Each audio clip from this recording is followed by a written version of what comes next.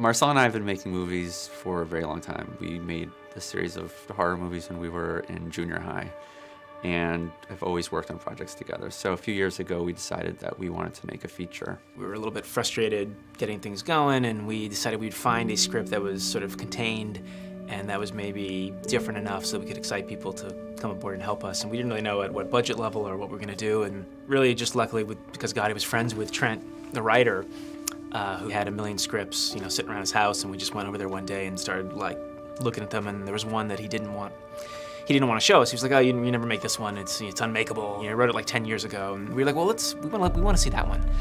And we took it home and we read it, and Gotti and I think both had the same reaction, which was a little bit of shock and sort of also just fascination. We couldn't get it out of our heads, and I think we called each other and just said, I think we got to try to do this one. Push harder, man. Put your back into it.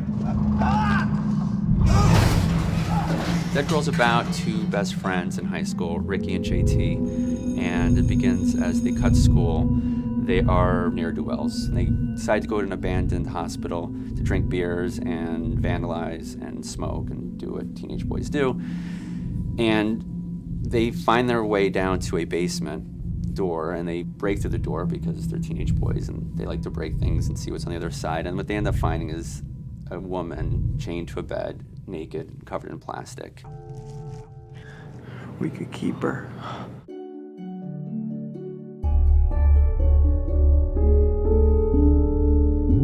Once they find the girl, the movie really begins because it's a story of their friendship and what happens at that moment on. JT and Rickie, in essence, represent two warring parts of my own personality. You know, you've got the kind of the quiet, artistic type of kid who wants to do the right thing, but is very allured by the dark side, and therefore it kind of makes him a little ineffectual, you know, like any teenager would be, like I was when I was a teenager, a little awkward.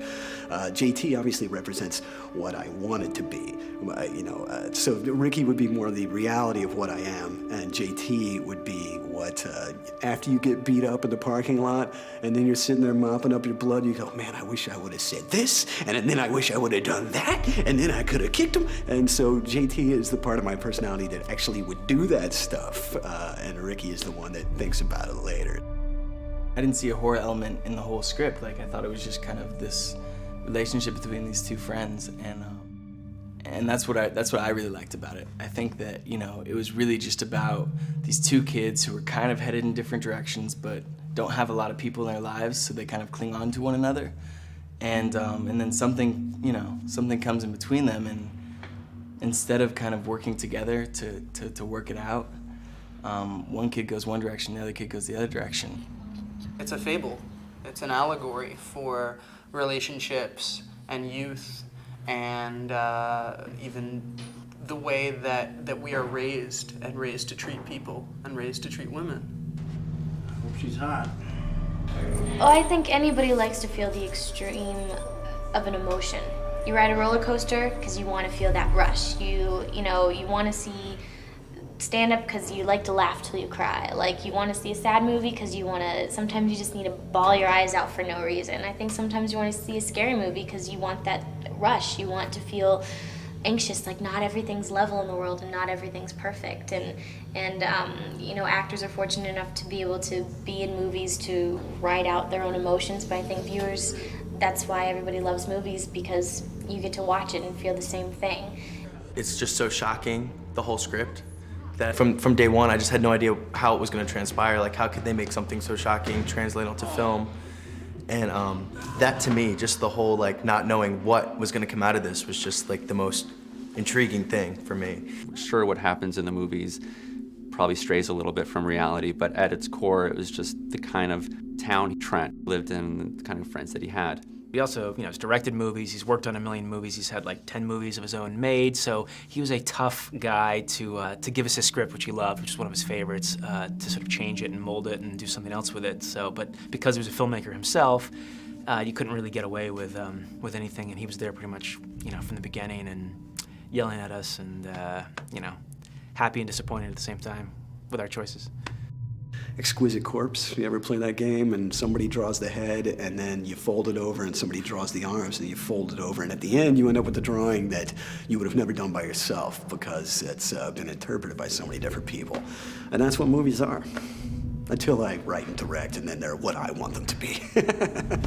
Well, what excited us about the material is, yes, it's a horror movie and it's disturbing and it's scary.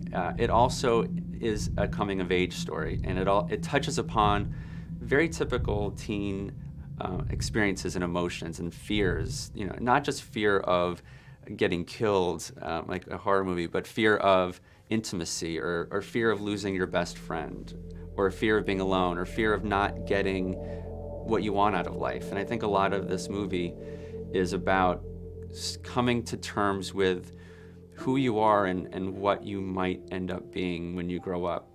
We always say it's a movie about the horror of growing up, and there are so many horrors of growing up, but I always think of the one where you picture life is going to go a certain way, and you picture you're going to get out of this town, or you picture the girl is going to come around and actually see you for what you are, as this great person, whatever. And the reality of it is often that doesn't happen, and this is a story that takes place at that moment in this character's life when he starts realizing that the life he always imagined probably won't come to fruition, and sort of the decisions you make at that point when you realize I'm not going to get everything I thought I was going to get. You know, there's in the movie, you know, JT points to the dead girl and he says, "This is the best we're ever going to have," and that can be applied to so many things in life. And it's not necessarily a terrible thing, but it's definitely a memorable moment, and we wanted this movie to sort of capture that moment.